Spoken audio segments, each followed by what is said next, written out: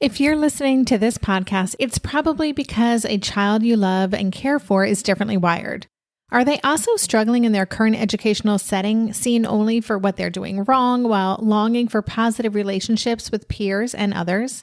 Envision a world where your child's unique abilities are not just recognized, but celebrated. A world where they can connect with others and their true potential is seen and appreciated. The Strength-Based Assessment Lab's mission is to build a world for your child just like that. Through its innovative approach, it aims to empower students, families, educators, and professionals to create positive, effective, and collaborative learning experiences. Be a part of shaping a brighter future for your child. Visit www.bgs.edu to learn more about what a strength-based assessment could mean for your family. That's bgs.edu. I no longer think of neurodiversity as like a political stance or even a movement. I think of it as a living fact, like biodiversity. And we can pathologize it endlessly and say, that all these variations are diseases or syndromes or whatever, which was the approach for most of the 20th century. Or we can celebrate that diversity as a gift to our society that requires us to be responsible and to provide people with whatever they need to achieve success in whatever form their success would be.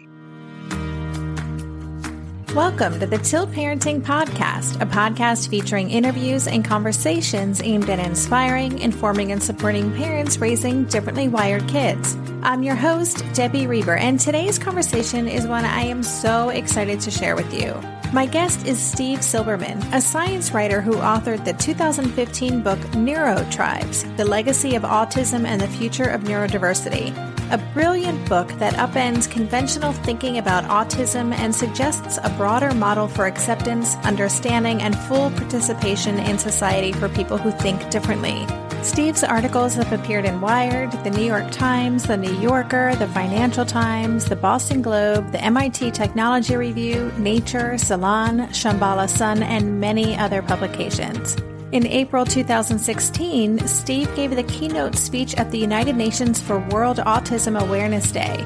He's also given talks on the history of autism at Yale, Harvard, MIT, Oxford, the National Academy of Sciences, Queen Mary University, Apple, Microsoft, Google, the 92nd Street Y, and more. His TED Talk, The Forgotten History of Autism, has been viewed more than 1 million times and translated into 25 languages. Having this conversation with Steve about neurodifference, acceptance, tolerance, changing cultures, systemic change, and much more was such a thrill and honor.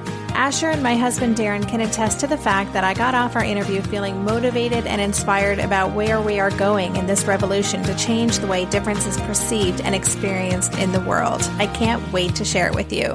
If you want to help me amplify these messages and spread our conversation far and wide, I invite you to share this episode with your communities online and offline. And if you aren't already signed up for my Tilt Parenting newsletter, I would love for you to join me. Every Thursday, I send out a short email including a quick note from me, a link to that week's podcast and bonus after the show video, and links to 5 must-read articles from the news that week that are relevant to parents like us. Just visit tiltparenting.com and sign up where it says Join the Tilt Revolution. And now, without further ado, here's my conversation with Steve.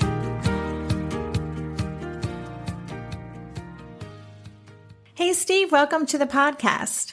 Hey, Debbie, I'm really honored to be here. Thank you for asking me to be on the show. Oh my goodness. Well, the honor is mine. I'm super excited to be bringing you to the Tilt Parenting audience, and I really wanted to introduce your work, NeuroTribes. I'm sure many people in my audience have read the book or are familiar with it, and there are probably a lot of people who aren't, who are new to this journey. So maybe we could just start, if you could tell us a little bit about NeuroTribes, the book, what your big goal was in writing it and who it's aimed at. Sure. Well, the inspiration to write it was the fact that in 2001, I wrote an article about autism in high-tech communities like Silicon Valley. It was an article called The Geek Syndrome that appeared in Wired. And the article came out right after 9/11. So I figured that, hardly anyone would have time to read it or care about it. But instead, what happened was I got email about the article for 10 years. And that's very, very unusual for a magazine article. Usually they're forgotten overnight. And the emails, many of which were from parents, actually, were about very basic problems in accessing services for their kids on the spectrum. I also got lots of emails from people who are on the spectrum themselves who were unable to, ever find a job, even if they had been told they were prodigies when they were young, because they couldn't make it through a face-to-face interview.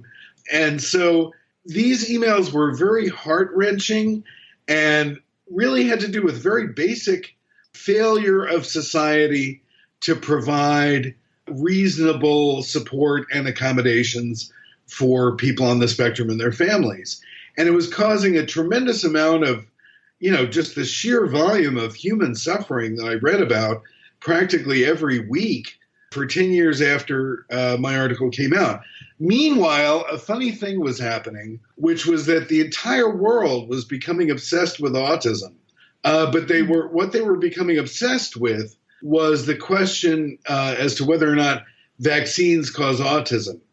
And this, too, was also causing a tremendous amount of human suffering because, in fact, I remember reading on an anti-vaccine website this woman saying that, basically the day that she ruined her life and her daughter's life was the day that she brought her daughter for a measles, mumps, and rubella vaccine. And so people were really suffering from these ideas that were constantly being argued about online, while meanwhile no one was talking about what families and autistic people, i.e. the people really on the front lines of autism, were having to deal with, which didn't really have to do with vaccines or what causes autism or whatever, but it had to do with a failure of society to support them.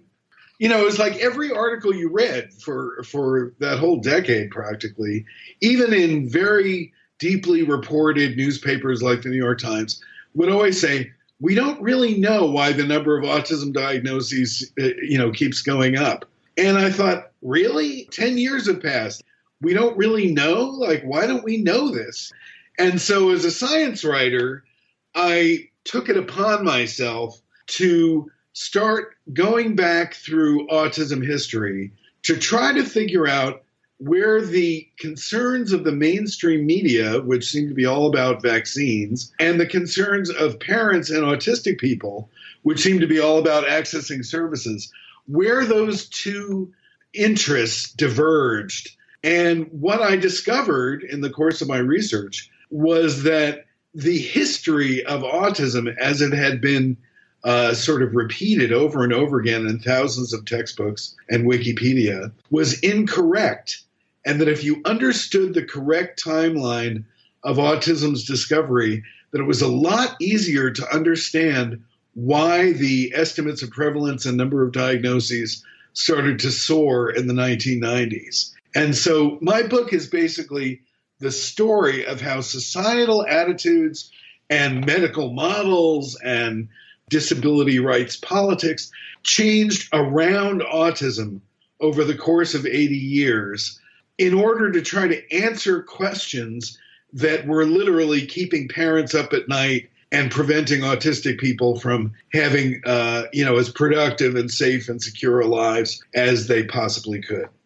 Well, it's a fascinating story. And as you're saying that, my son Asher, who's 13 now, was, born in 2004. So I very much remember the Andrea Wakefield study and, reading all about that. And that was a discussion among many parents in my peer group about the vaccination connection. And so it's really just interesting, in those 13 years, we've come along in terms of understanding the science better. And I know your TED Talk specifically talks about that study. When did you do your TED Talk about autism?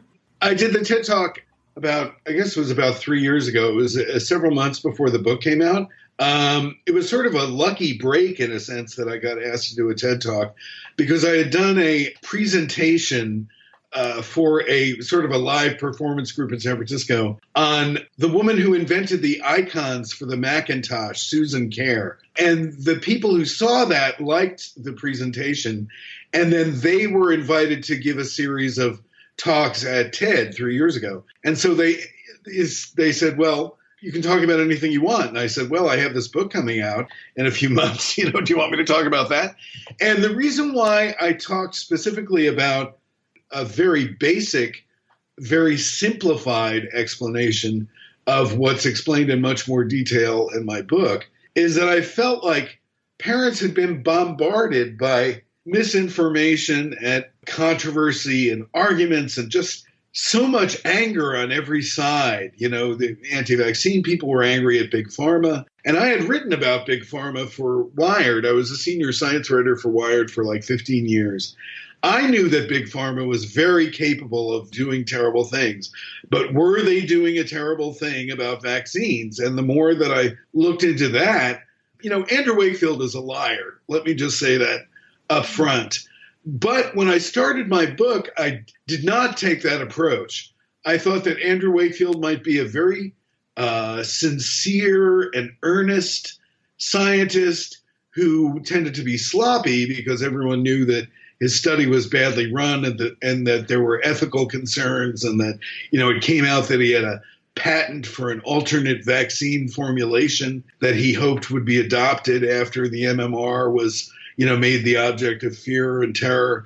But the more that I studied the history of autism, which Andrew Wakefield continually misrepresented, it was very obvious to me after several years of research that what Andrew had done was I had him on tape saying, I didn't know anything about autism before I did my study, his famous study. And so what he did was he read this book called The Age of Autism that was put together by the biggest anti-vaxxers on the web. And he just appropriated their history, which was wrong. And how do I know that? Because I read the same papers that they did, and they continuously misrepresented them. So after a while, I stopped thinking of Andrew Wakefield as a true believer and just started to think of him as a fraud. But the problem is that the anti-vaccine movement and Andrew Wakefield did something that was very useful for parents in a way, in that everyone knew that for some set of unknown reasons, until my book came out, the number of diagnoses started to soar in the early 90s. Everyone knew that. But no one knew why. And so there was sort of a vacuum of, in a sense, storytelling about what had happened to produce that startling spike in diagnoses. And so what Wakefield and the anti-vaxxers did was provide parents with a story. And it was a story about the evils of Big Pharma and, corrupt journalists and all this. And it was a very emotionally compelling story. If you were a parent who was searching your 3-year-old daughter's eyes for signs of eye contact, you very well might believe the story. There was only one problem with the story. It was false. But somebody had to figure out why it was false and what really happened. And so that's what I spent 5 years of my life doing. Wow. I was going to ask how long it took you to write the book. I mean, it's so comprehensive. It's an incredible history of autism, and how it was understood in different ways and the people who were the first to bring it into the forefront. So yeah, 5 years. So yeah, I mean, I'll tell you a funny story. Now I can laugh about it because it's over. But, basically what happened was, I wrote a book proposal and my agent sold it to a publisher, and the publisher expected that the book would take a year and a half to write. That was my original deadline, and would be maybe 200 pages.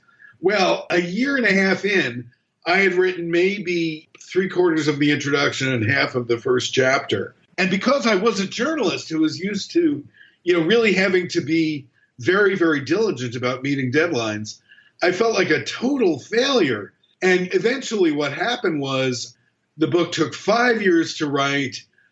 I ended up handing in an 800-page manuscript. And my publisher was very nice, but she was like, hey, Steve, it's like if we publish this at 800 pages, the people who most need to read it will never read it. And they were so right. This is embarrassing to admit, but I didn't use any high tech, software or anything to write the book. It was a Word file for 5 years. It was a single Word file. And so I didn't even really, this is a secret. I haven't even really said this in public, but I didn't even really know how long it was until I got an advanced reading copy. And I was like, oh my God, it looks like a phone book. No wonder I've been sitting here for 5 years. We'll be right back after this quick break. Darren and I are prepping for a big move at the moment, so we are fully leaning into any and everything that simplifies things, and that absolutely includes mealtimes. At a time when my executive functioning skills are being pushed to the limit, even planning and executing dinner for our family these days can feel like a really big lift. That's why I'm especially grateful for Green Chef, a meal service that offers pre-measured and prepped ingredients to my door. Each box is packed with foods you can feel good about, like whole fruits and vegetables, plus lean protein and whole grain options. In fact, one of the things I love most about Green Chef is that they offer options that prioritize gut and brain health, with science-backed recipes that feature ingredients like fiber, antioxidants, and omega-3 fatty acids. During this time of lots of stress, it feels really grounding to know we're supporting ourselves nutritionally. I will take all the support I can get. And Green Chef doesn't just cover dinner recipes. I can add high-quality breakfasts, lunches, and snacks to my weekly box from Green Market. Green Chef has a special offer for Tilt listeners. Go to greenchef.com/tilt50 and use code TILT50 to get 50% off plus 20% off your next 2 months. That's 50% off plus 20% off your next 2 months when you use the code TILT50 at greenchef.com/tilt50. Green Chef, the #1 meal kit for eating well. Maybe I've watched too many seasons of The Amazing Race, but every time I have to go somewhere on the subway, I treat it like a competition. It's all about making the right gut decisions about which route will get me there the fastest. Sometimes those decisions get me where I'm going early, and other times my gambles don't really pay off. Probiotics can't help with most gut decisions, but if your gut needs a little support, Ritual has your back. Their Synbiotic Plus, a 3-in-1 supplement, has clinically studied prebiotics, probiotics, and a postbiotic to support a balanced gut microbiome. I've been using Synbiotic Plus for about 6 months now, and it's become a core part of my morning routine. I take the mini capsule every morning while making my way through my inbox, whether I'm at home or I'm on the road, because it doesn't need to be refrigerated. And the capsule itself is delayed released, which helps it survive the harsh conditions of the upper GI tract for delivery to the colon. And that's exactly where we want it to go. Ritual invested in a study modeling the human colon, which showed that Synbiotic Plus significantly increased microbial diversity and the growth of beneficial bacteria.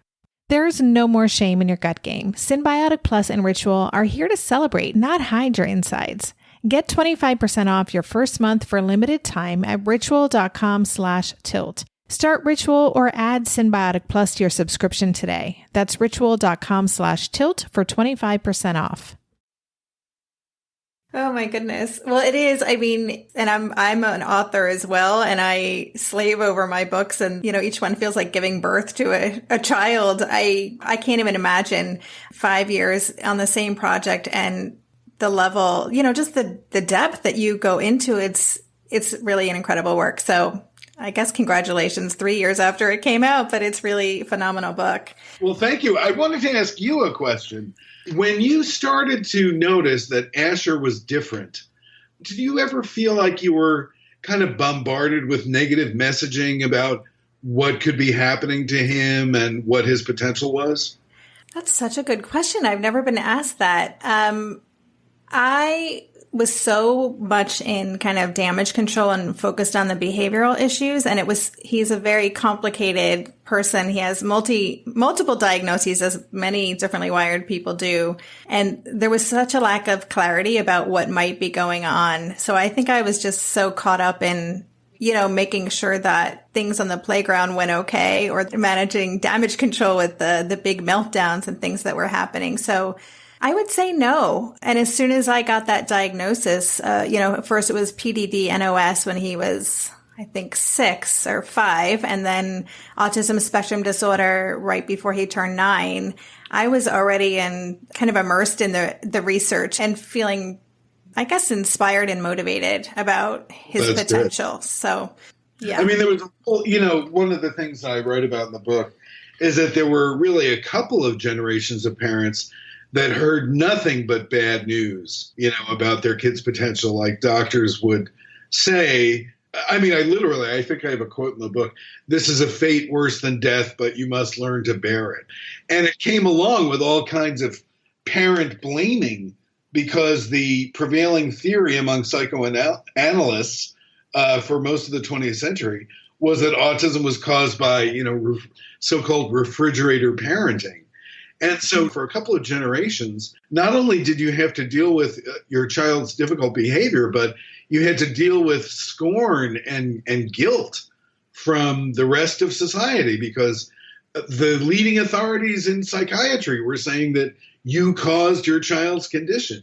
So I have to say that as I've, gone on book tour and stuff, there were times when I get to meet these really older parents whose kids were diagnosed in the, even in the 50s.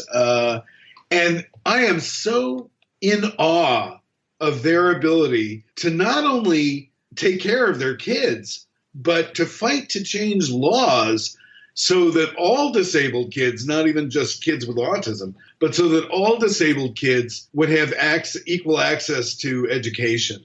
It's really like one of the things that I became really sad about in the course of writing the book was that by the time I started writing NeuroTribes, the parents' movement had really sort of crystallized around the anti-vaccine thing. And if you were not anti-vaccine, you were anti-parent. I would read a lot in online forums and comment threads. But that was not how the parent movement started. The parent movement was originally very motivated to change the world so that their kids would have a better life in the future, and the kids like theirs would have a better life in the future. Right. I sort of feel like one virtue of, this is a whole other subject, but one virtue of the neurodiversity movement, which we can explain and talk about in a minute, but is that it's moved parents more towards the original mission of the parents' movement in autism, which was to change the world so that it was a better place for the kids. That's great to hear. That's why I started Tilt Parenting. That's what I'm all about, because I don't believe anybody's broken here. I believe this is a modern evolution, and that our kids shouldn't have to try to fit into any sort of box that wasn't designed for them. Yeah, sure. And those boxes, you mentioned that Asher got, multiple diagnoses, and that the diagnoses perhaps even changed over time or whatever. It's like all these diagnostic boxes, I feel like they're just these very narrow and sort of contingent lenses through which we're looking at a living thing, which is the diversity of human minds. And that's just a biological fact. People say to me, well, do you support neurodiversity? It exists whether I support it or not. I no longer think of neurodiversity as like a political stance or even a movement. I think of it as a living fact, like biodiversity. And we can pathologize it endlessly and say, that all these variations are diseases or syndromes or whatever, which was the approach for most of the 20th century. Or we can celebrate that diversity as a gift to our society that requires us to be responsible and to provide people with whatever they need to achieve success in whatever form their success would be. Absolutely. Yes. I'm just loving hearing this all from you. You're totally echoing, my belief system, and I know that of so many of our listeners here. As you were sharing that, I was reminded of a conversation I had with Asher. We were having a picnic in Fondle Park, which is just down the street from us. Oh, I love Fondle Park. I know. It's a great little spot. But I was telling Asher and my husband about this article I had read, and I think I even pulled it up on my phone, and the headline was something associating the risks of being autistic with, I think it was maybe Pitocin. I don't know. It was something in childbirth. And he cut me off and he's like, the risks? What do you mean the risks? What do they think it is? A disease? And I was like, yeah, Good point, Ash. Good point. And all that language, as soon as I see that word epidemic or any of that kind of language, they've lost me. I think that's harmful. Oh, I know. And I have to tell you, this is something that I think I left out of the book, but it was very interesting. There's a group in America called Autism Speaks, and they were basically the biggest game in town for autism fundraising and charity walks and all that for a long time, because their founders were very, very well connected in both Hollywood and media and government. And I remember that when the CDC revised up its estimate of autism prevalence several years ago while I was writing the book, they had a teleconference, and the head of the CDC, this guy, Thomas Frieden, said, well, we're up revising our estimate, but it doesn't mean that there's been a true increase in the incidence of autism. We're thinking that it's probably because of better community awareness.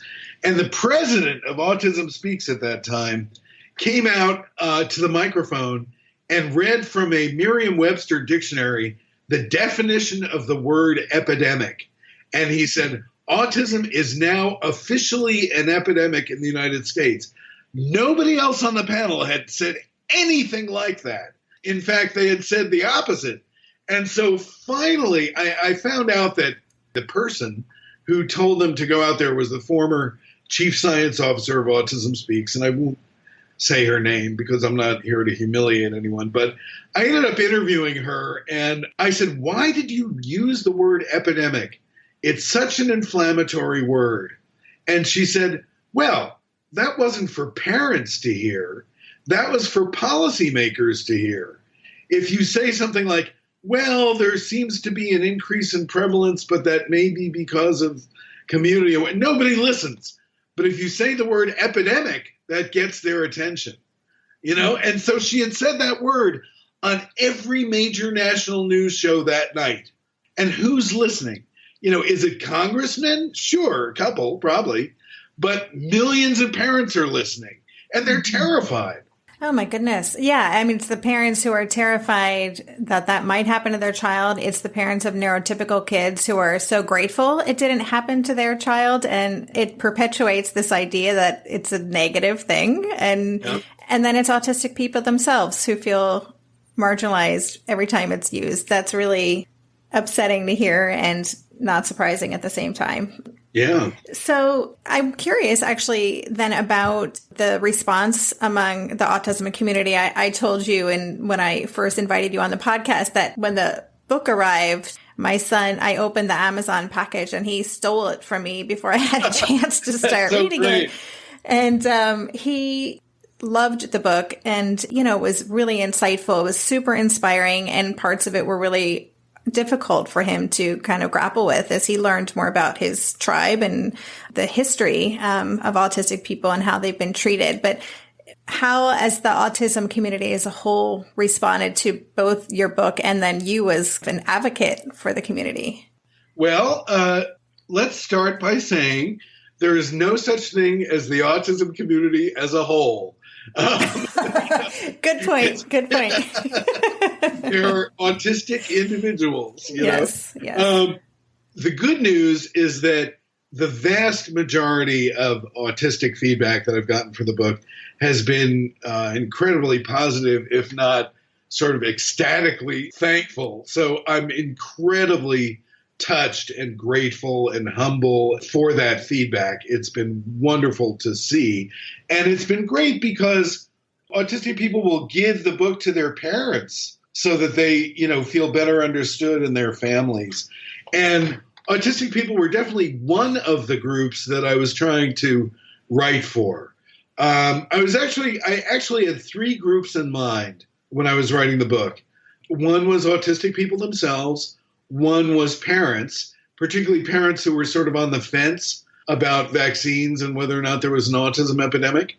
And the other was clinicians and researchers, because I knew that even people who had been in the field for 40 or 50 years did not know the details of, for instance, how Hans Asperger ran this clinic in the midst of a country that was being taken over by the Nazis. And, without getting into contemporary politics too much, let's just say that I had no idea that the Nazi passages in my book would become so relevant virtually overnight again.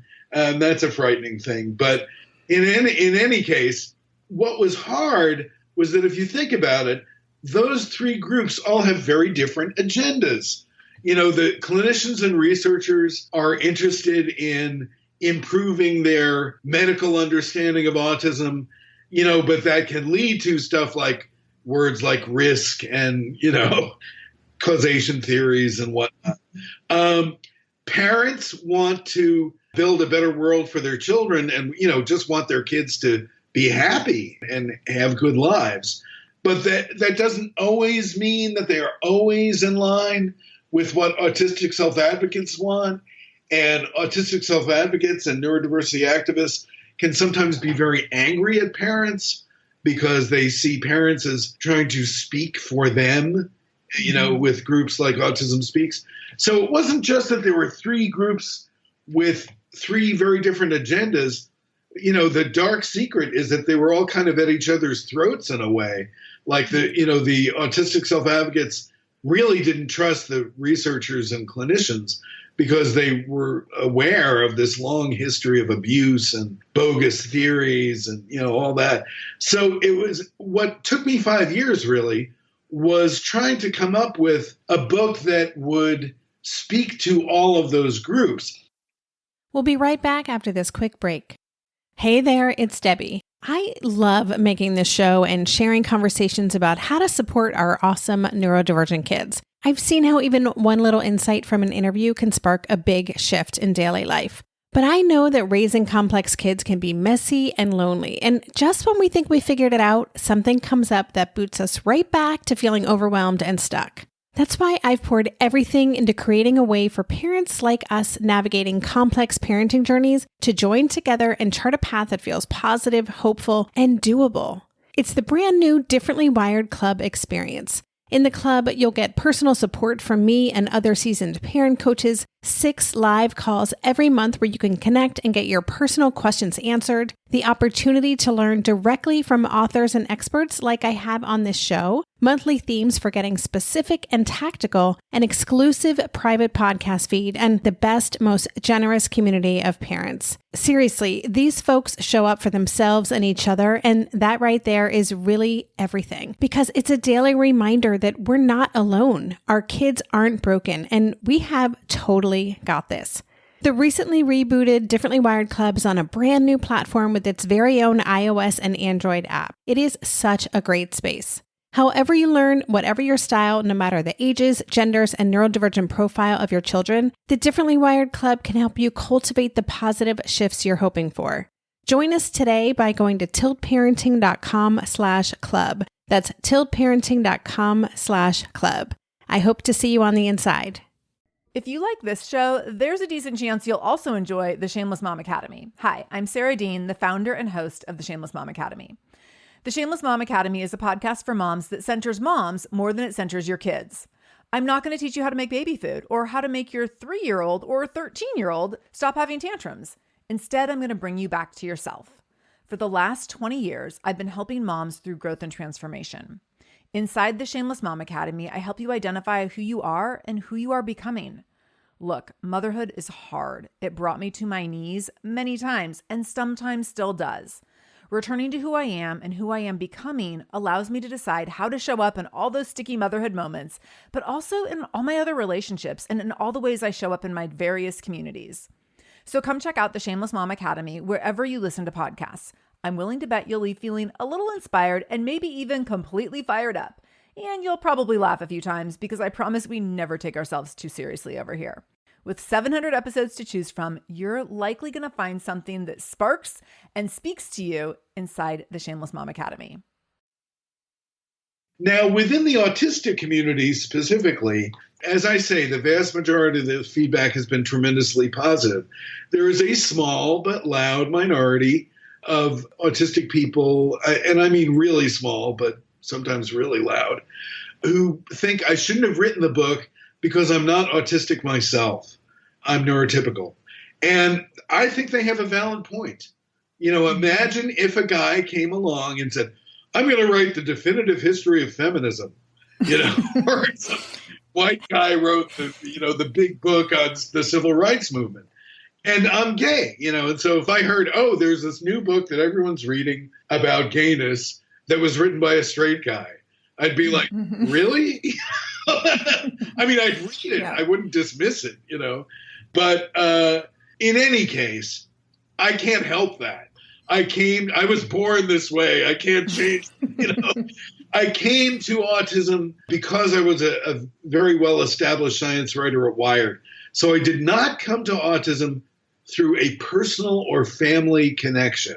And one thing that I think is really interesting is that one of the most frequent reactions that I get from everyone pretty much, when I tell them I wrote a book about autism, they say, oh, do you have a child on the spectrum? And I don't. And what's weird about that is that if you think about it, I mean, autism is a huge thing. Society has been enmeshed in controversies about autism for at least 20 years, and in fact, much longer.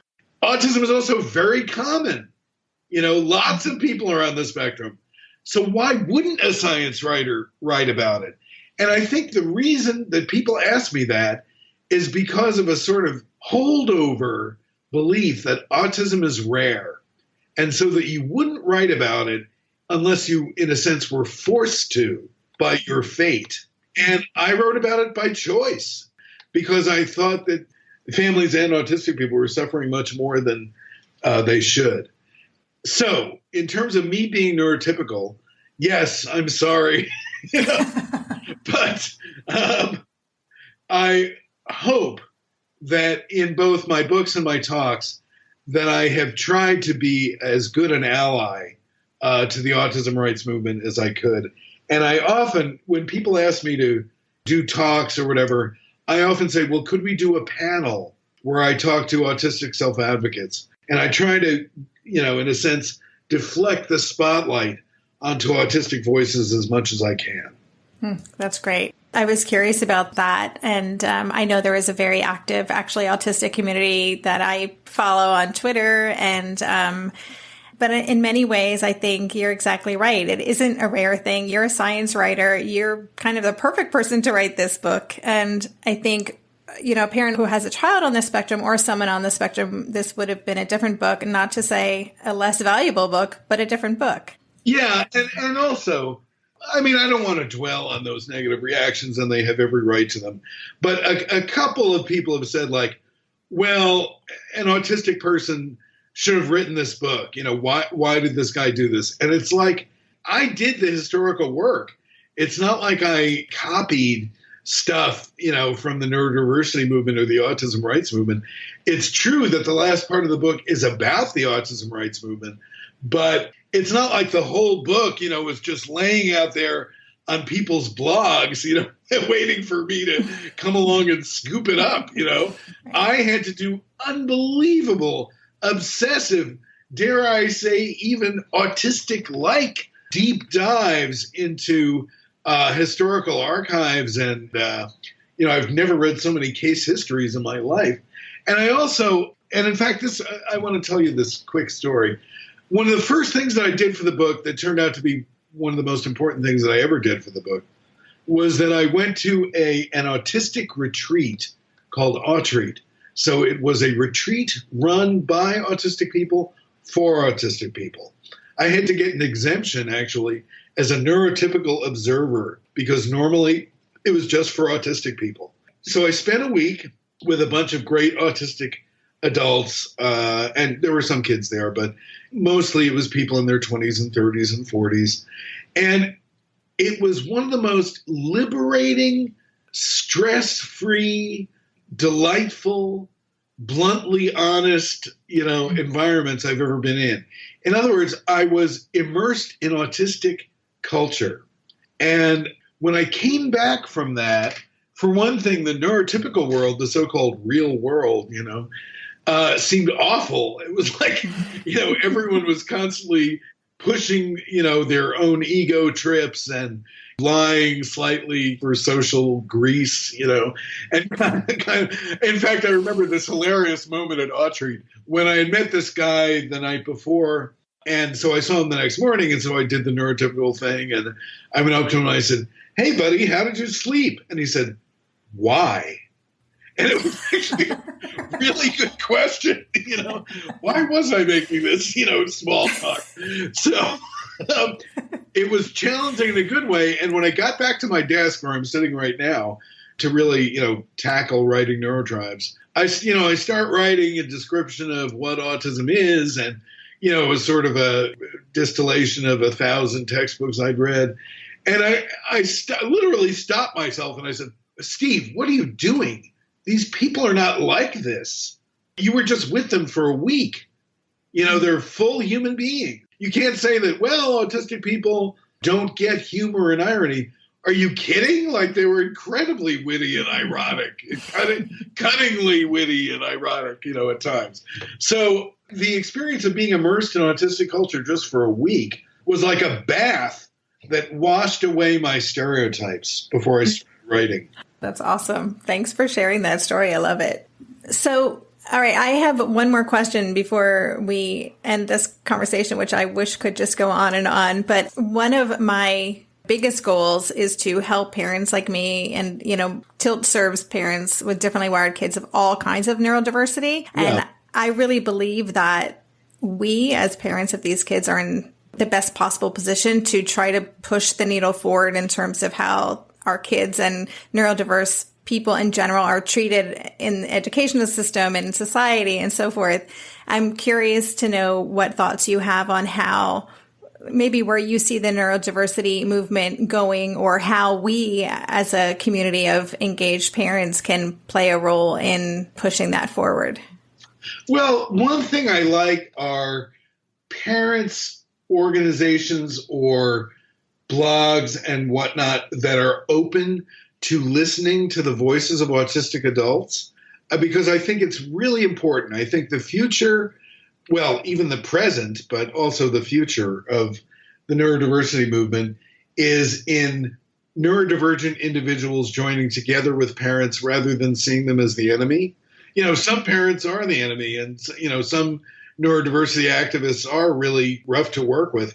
But in general, I think if a bridge of allyship could be built between those two communities, that it can be so powerful that it can change the world in a single generation. And I'll give you actually two concrete examples. There's a website called The Thinking Person's Guide to Autism. I believe it's thinkingautism.com. And it's, was started by two parents, one of whom is autistic herself, as well as having a significantly disabled autistic son. And in fact, even the neurotypical parent, Shannon Rosa, who I write about at great length in NeuroTribes, her son is significantly disabled. So when people say, "Oh, this neurodiversity stuff is just for the quote unquote high functioning chatty Aspies," or whatever, that's wrong. The neurodiversity movement is an outgrowth of the disability rights movement, and the disability rights movement did not get started by people leaving the people in wheelchairs behind. It's a movement for everyone in society, in a sense, and certainly for all kinds of disabled people. So thinkingautism.com, I think I'm pretty sure that's the URL, is a great model of a blog, that is read by a lot of parents, that is staffed by parents, but that also includes the voices of autistic adults, some of whom are also parents. So I think that's a paradigm for an institution that's the future.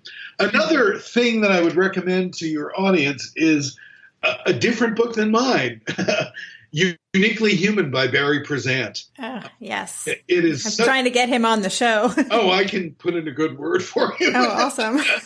He is wonderful. And, if your child has difficult behavior, reading Uniquely Human will give you ways of thinking about it.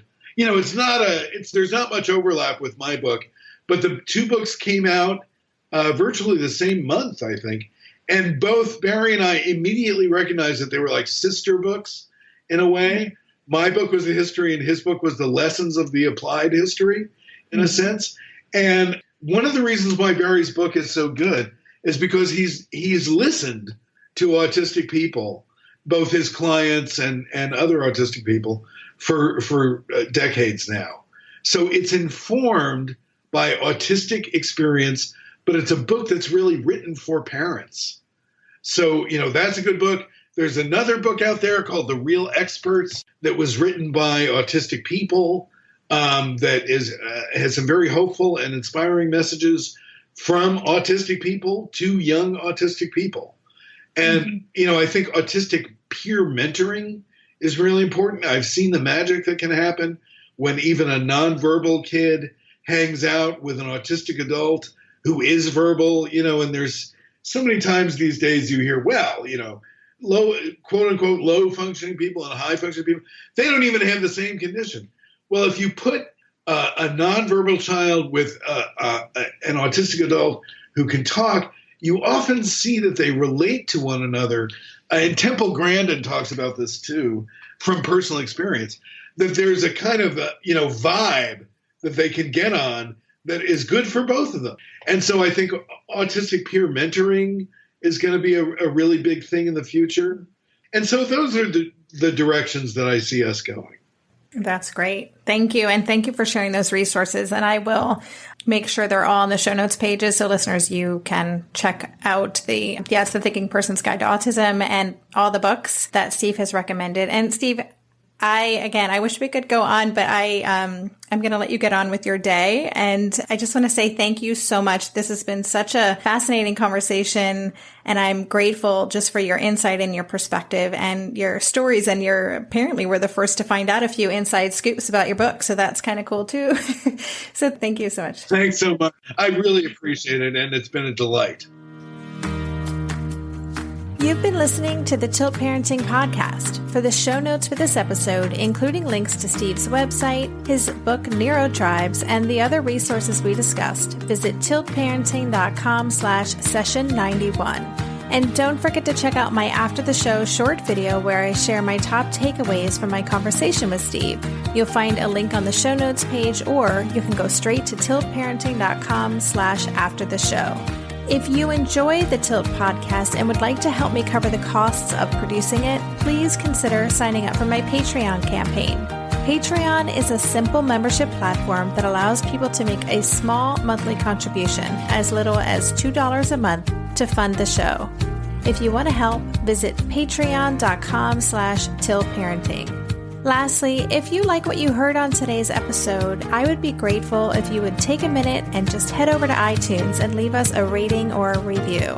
That really helps our podcast get noticed in the crowded parenting podcast space. Thanks again for listening. For more information on Tilt Parenting, visit www.tiltparenting.com.